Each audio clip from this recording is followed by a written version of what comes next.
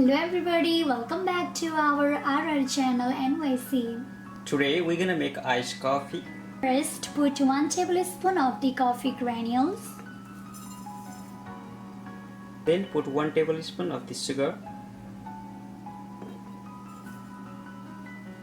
Now put 2 ounces of the warm water.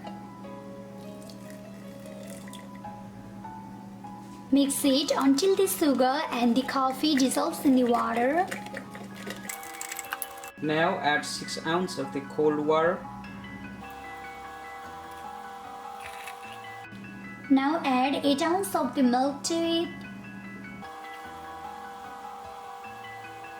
Now mix it.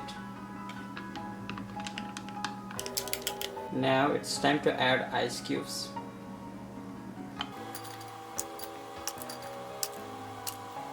Now it's ready to drink. Enjoy!